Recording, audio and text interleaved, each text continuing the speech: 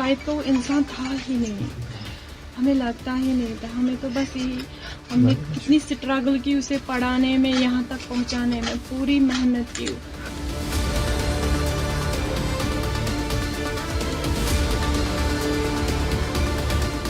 दिल्ली के लाल किले के पास हुए भीषण धमाके ने पूरे देश को स्तब्ध कर दिया है, लेकिन इस साजिश के मुख्य आरोपी फरीदाबाद के अल फलाह मेडिकल कॉलेज में पढ़ने वाले डॉक्टर उमर उन नवी की कहानी सबसे ज्यादा चौंकाने वाली है। सुरक्षा एजेंसियों का दावा है कि पुलवामा निवासी नवी ने ही विस्फोटकों को दिल्ली तक पहुंचाने और इस आतंकी वारदात को अंजाम देने की अहम भूमिका निभाई थी, जिसमें 9 लोगों की जान चली गई। वही परिवार इस सच्चाई को स्वीकार करने को तैयार नहीं है। डॉक्टर नवी की भाभी मुजम्मिल ने भारी मन से बताया है कि उनके पति और सास सहित कई परिजनों को हिरासत में लिया गया है। उन्होंने भावुक होकर कहा कि ये सब अविश्वसनीय है, क्योंकि उमर बेहद शर्मीले और अंतर्मुखी स्वभाव का था, जो हमेशा अपनी पढ़ाई और नौकरी पर ध्यान देता था। परिवार ने बड़ी मुश्किलों से उसे इस मुकाम तक पहुंचाया था और हाल ही में उसकी सगाई भी हुई थी। आखिरी बार शुक्रवार को हुई बात में उसने सिर्फ परीक्षाओं में व्यस्त होने की जानकारी ही दी थी। एक और जांच एजेंसियों के पास सीसीटीवी फुटेज है, जो धमाके के वक्त उमर की मौजूदगी और विस्फोटकों को दिल्ली पहुंचाने की ओर इशारा करता है। और वहीं दूसरी ओर उसका परिवार अब भी इस दुविधा में है कि एक डॉक्टर बनने वाला होनहार युवक अचानक आतंक की काली दुनिया का हिस्सा कैसे बन गया। हम जानना चाहेंगे कि आज आपके घर पे पुलिस आई थी, आपके किन किन लोगों को यहाँ से पुलिस ने उठाया है? मेरे शौहर को, मेरे देवर को और मेरी सास को। क्या बोल के आपके सिक्योरिटी फोर्सेस ने क्या बोला और क्यों ले गए उनको? नहीं, वो पहले उन्होंने कहा कि उमर कहाँ, हमने बोला दिल्ली में है, उमर दिल्ली में है। हमें थोड़ी सी पूछताछ करके उनको ले जा सकते हैं, फिर उनको लेके गए। आपकी बात कब हुई थी उमर से? और लास्ट फ्राइडे को हमने बात की थी। लास्ट फ्राइडे, उसके बाद कोई बात नहीं हुई? उसके बाद कोई बात नहीं हुई, बस लास्ट फ्राइडे को हमने उमर के साथ बात की। आज उमर का जो है नाम आ रहा है, जो दिल्ली में रेड फोर्ट के बाहर अटैक हुआ है, कहा यह जा रहा है कि शायद वो उसमें मुलविस है। आपको लगता है कि ऐसा कुछ हो सकता है? मैं क्या कह सकती हूँ, मुझे तो नहीं लगता, क्योंकि जिस टाइप का वो इंसान था, मुझे हैरत हो रही है। मुझे हैरत हो रही है कि वो ऐसा भी कुछ कर सकता है। वो कब निकले थे कश्मीर से? कहाँ पर नौकरी कर रहे थे आजकल? वो तो फरीदाबाद में नौकरी कर रहे थे पिछले 1.5 साल या 2 साल से, क्योंकि मेरा बेटा भी 2 साल का है। उससे पहले वो GMC अनंतनाग में था। और आपके साथ हर हफ्ते राब्ता करते थे? हर बार करते थे ना, बच्चों के साथ बातें करते थे, बच्चों से बहुत प्यार था, जुड़ाव था, लगाव था, उस वजह से वो ज्यादा बातें। वो जब घर आता था ना, वो क्रिकेट में इन्वॉल्व रहता था, बहुत लगाव था, बहुत लत थी क्रिकेट की उसे, बहुत लत। GMC अनंतनाग से ही डॉक्टर अदील राठौर को भी जो है जम्मू कश्मीर पुलिस ने गिरफ्तार किया हुआ है। उनका नाम भी आया है। क्या उनके साथ कोई दोस्ती, उनके साथ कोई राब्ता था इनका? वो तो हॉस्पिटल का रूल है, वो तो उन्हें वहीं पता होगा, या तो हमारे घर आता होगा तो मैं बोलती कि वो आया है। वो जब आया ही नहीं, मुझे पता ही नहीं, मैं जानती भी नहीं, मैं उसको नहीं जानती अदील को। मैंने नाम सुना है आप लोगों से बस। डॉक्टर साहब पर इल्जाम आ रहा है कि इसी ने किया है, जो हमला हुआ इसने किया। इसके हवाले से आपका क्या कहना है?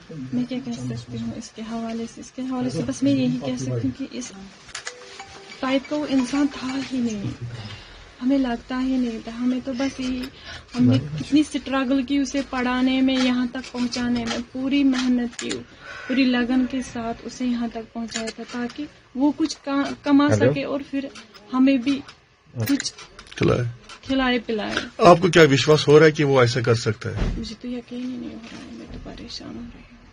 डॉक्टर साहब की शादी हुई है कि नहीं हुई है? अभी एंगेजमेंट हुई थी, शादी नहीं हुई थी। तो कितना टाइम हुआ उसको जब घर आया नहीं? वो कितना टाइम? पिछले 2 महीने से वो घर नहीं आया। 2 महीने पहले आया था, अब नहीं आया।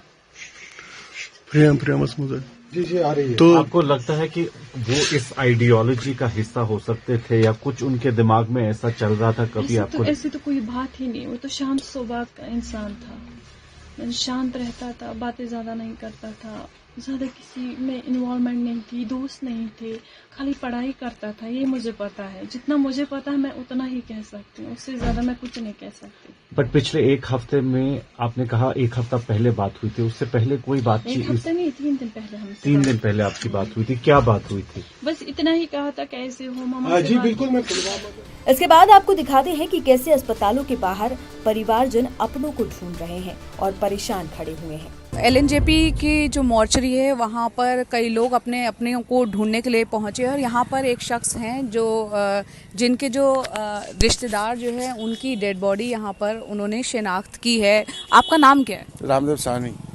सानी जी, जो आप अंदर होके आए हैं, किसकी बॉडी थी? आपके परिवार के किस सदस्य? भतीजा था, भतीजा। क्या नाम था उनका? पंकज साहनी। अच्छा, वो क्या काम करते थे? वो टैक्सी चला रहे थे, ओला। अच्छा, जब ये हादसा हुआ वहाँ उस इलाके में टैक्सी चलाने का काम करते हैं? हाँ। अच्छा, तो अब उनकी शिनाख्त किस तरीके से हुई है? पुलिस ने आपको कब सूचना दी? रात को सूचना दी थी।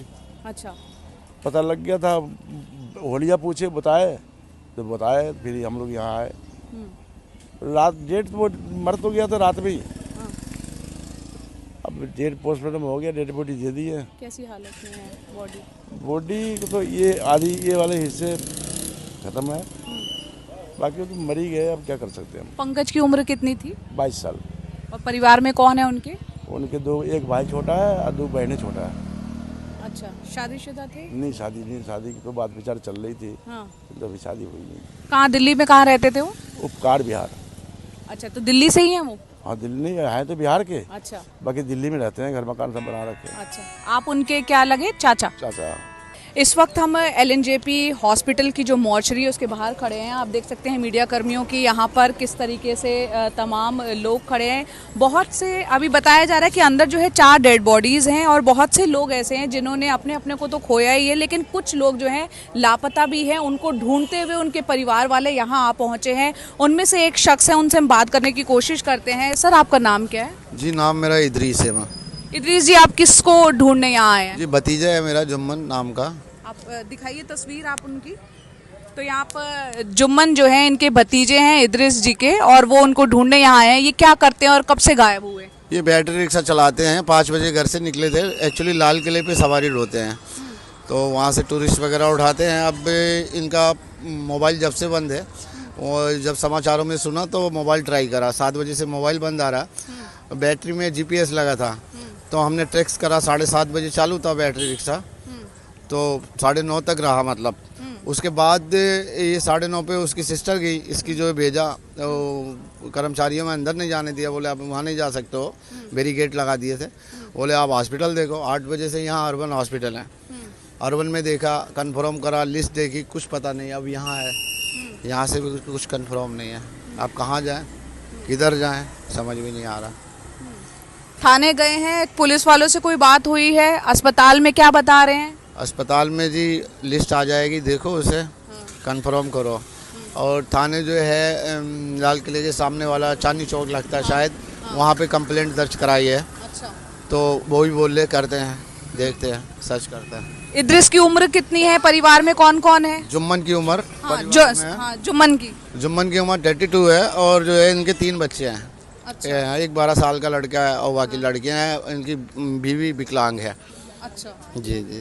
तो आप कह रहे हैं कल से ही इनसे कांटेक्ट नहीं हो पाया है, लापता है, और वो उसी इलाके में ई-रिक्शा चलाते थे? हाँ जी, वहाँ से आते थे, जमुना पार शादरी से, और उसी साइड में चलाते थे। अच्छा, चलिए, उम्मीद करते हैं कि जल्दी आपके भतीजे जो हैं मिल जाएं आपको। और तो यहाँ पर बहुत से लोग ऐसे हैं जिन्होंने अपनों को ढूंढने के लिए वो यहाँ पर पहुँचे, और एक रास्ता उन्हें यहाँ मॉर्चरी नज़र आया है। यहाँ पर भी जो अंदर डेड बॉडीज़ हैं उन पे पहचान करने की अंदर कोशिश कर रहे हैं, लेकिन यहाँ पर जैसे कि आपने सुना, जुम्मन वो यहाँ नहीं मिले हैं। वो परेशान हैं कि रास्ता खोज रहे हैं कि कैसे तैसे उनको ढूंढा जाए। बहरहाल ऐसे बहुत सी कहानियाँ हैं जो कल दर्दनाक हादसे में जिन्होंने अंतिम सांस ली, और बहुत से लोग हैं जो लापता भी हैं। फ़िलहाल दिल्ली से मैं जया कौशिक, NDTV इंडिया के लिए।